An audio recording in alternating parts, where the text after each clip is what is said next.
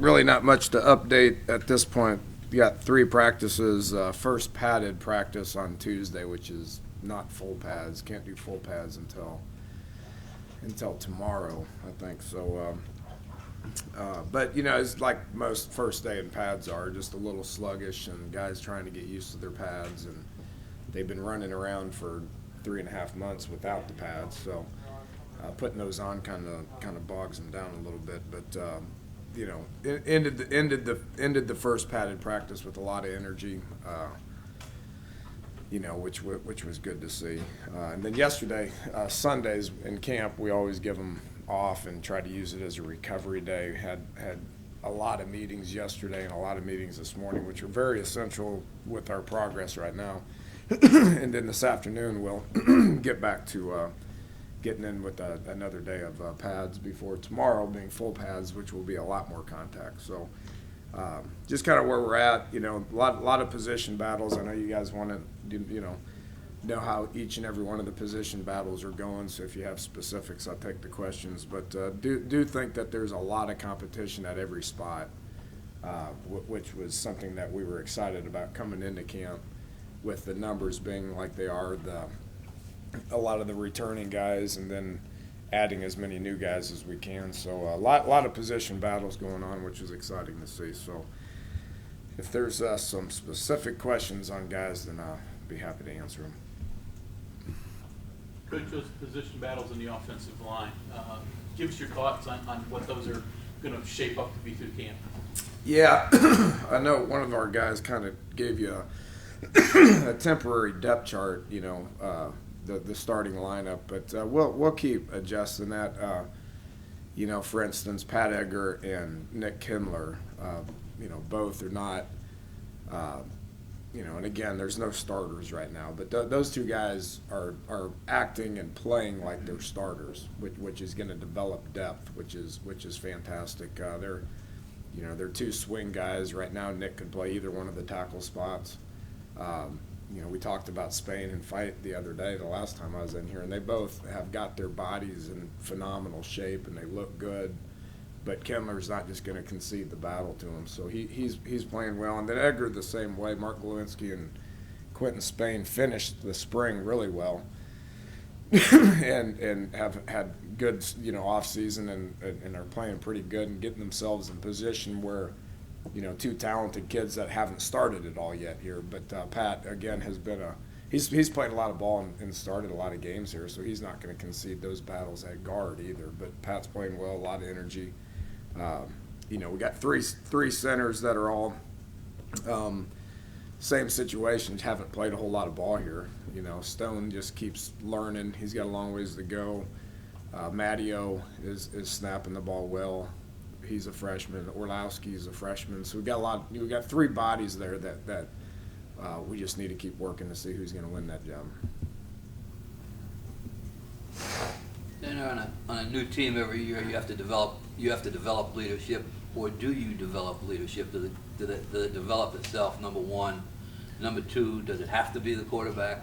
And number 3, can there be like a quiet leader rather than the guy that you always see jumping around? Yeah, and we've talked a lot about that with our group, and started our meeting last Wednesday with that same very subject, Bob. As far as what defines a leader, what's the definition of a leader? You can't find it. I mean, it's not in any book. It's not in the dictionary. It's not the same every year. So what I've told our guys is, we got to develop leadership. That's for certain. It was a big issue on last year's team, and I mean issue in a bad way. We need to develop it, and we need to find out who's going to be the guys that we can count on. Everybody in the whole room, everybody on the team, everybody that's practicing right now, coaches and players, have the capabilities to be a leader. It starts with being able to lead yourself and do everything right on and off the field. And then you got to get yourself in position to make plays. And once you have opportunities to make plays, then leaders kind of step up and make those plays. But does it have to be the quarterback? Naturally, it kind of takes place that way, yeah. It doesn't have to be. I told all 3 of those quarterbacks right now, you're not going to be in any leadership groups with me.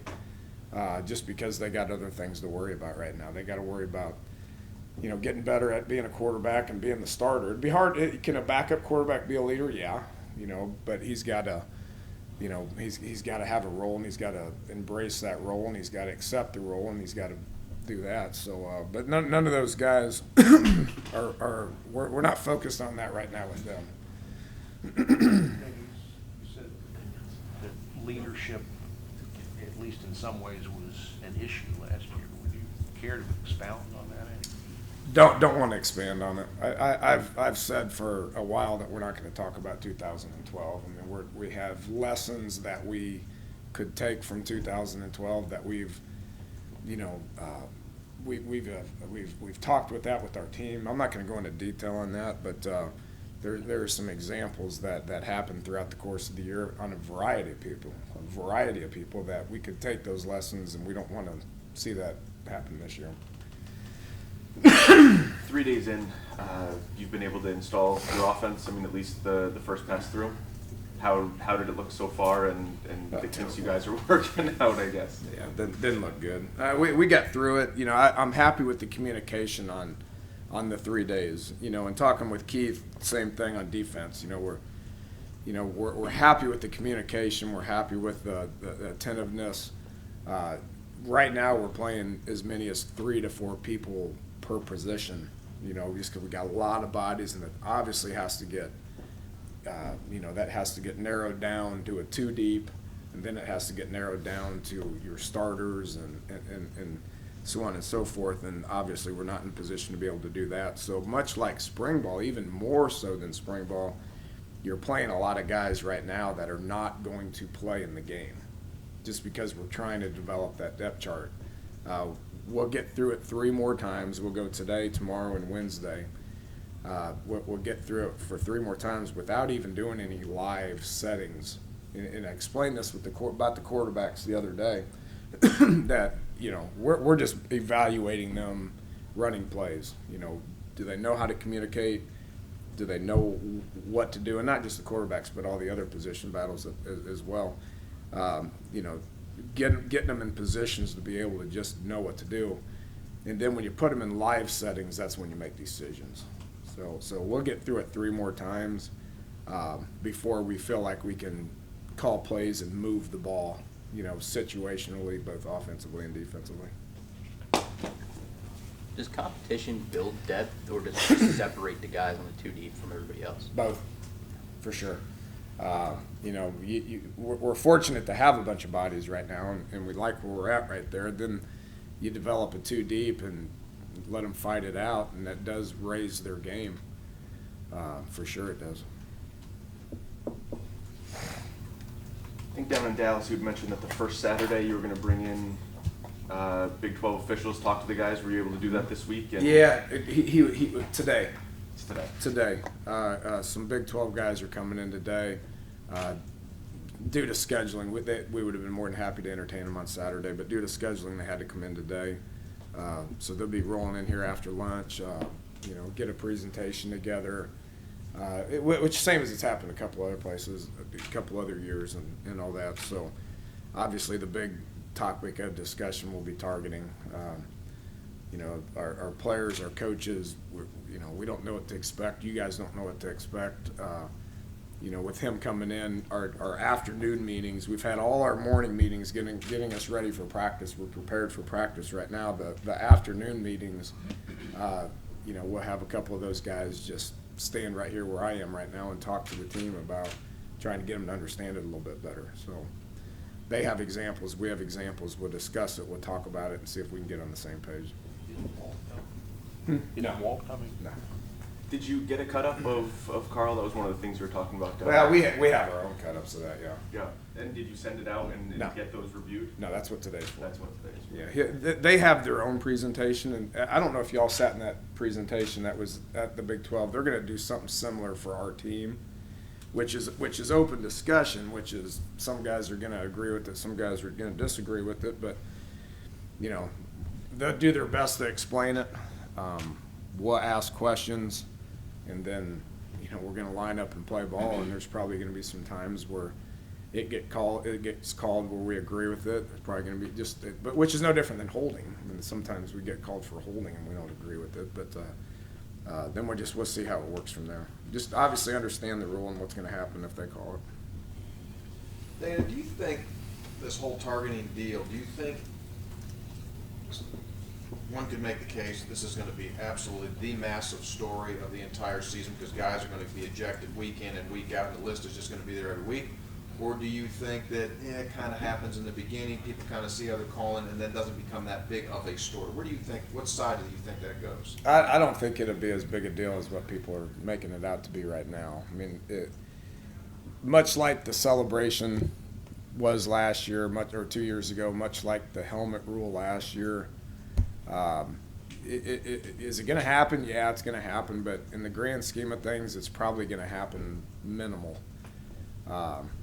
If it happens to a guy that is not a high-profile guy like Carl Joseph, then probably won't make that big of a deal about it. But if it happens in game one in the second half against William and Mary and they call it and they eject him and he's not playing against Oklahoma in the first half, then people can make a pretty big deal about it. So the chances of that happening, I think, are probably minimal if we do our job and we can get them to understand the rule and teach them the proper technique and what the consequences are going to be and all that stuff. So we're going to do our best to educate them and then see what happens. I don't think it's going to be something that we talk about much throughout the year. Do you think it's a good addition to college football? I'm tired of talking about it. I know that. I mean, it was a huge topic in the Big 12 days. It's been a topic here. I mean, we're going to talk about it again this afternoon with them, but I'm tired of talking about it because if you talk about it so much and we focus on it so much and we curve their aggression, then I'm not going to be very happy. I mean, it's football, right? I mean, it's supposed to be aggression. It's supposed to be big hits and stuff like. I mean, that's kind of one thing that's great about the game. I think everybody would agree about that. But for safety reasons, I understand why the rule's out there, and we need to try to make sure we get guys that are not leaving their feet and trying to spear people in the head.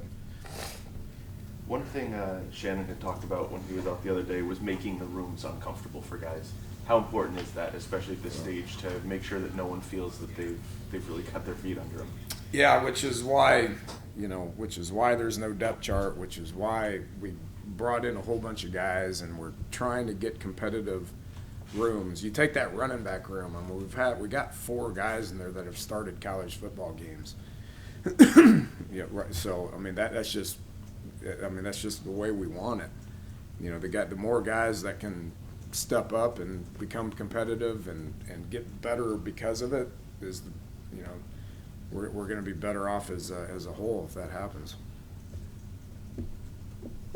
Dana, how much better are you depth-wise at safety this year than last year? We're not very deep at safety. I mean, it's real similar to what it was last year. Carl's playing well, Cook's playing well. Other than that, who did we have last year? We had KJ Dillon, we had Cecil Lovell, I think. I mean, it was kind of the 4 guys that we had there. Looking at it this year, we got Cook and Dillon and Carl Joseph, and then you got young guys. You got young guys that are not ready to play yet, and Jared Harper, Malik Greaves, and Jeremy Tyler. These guys aren't ready to play yet. They're young. They got to keep improving. So for us to be better depth-wise, those guys got to get better. And after one padded practice, I'm not prepared to say that they're ready. Danny, you had 3 guys who weren't here, scholarship guys, first day status of Henry, Howard, and McDonald. Same. Have not heard anything. Yep. Another thing Shannon talked about was maybe doing more team at the end, because of the depth, because of all the different guys you're working out. Is that something you're finding that you are kind of doing more reps there to get those guys in because you have so many of them? Yeah. The closer you get to games, you want to narrow down practice to save their legs and get them fresh. I mean, they obviously don't want to take so much reps that we're dead-legged come game week. That's obviously a mistake, but we're able to take more team reps than any year I've ever been a part of it, just because we're playing 3 deep guys. I mean, not just that quarterback playing 3 people, but we're playing, we have a third offensive line, which is pretty unheard of right now, and a third defensive line. So,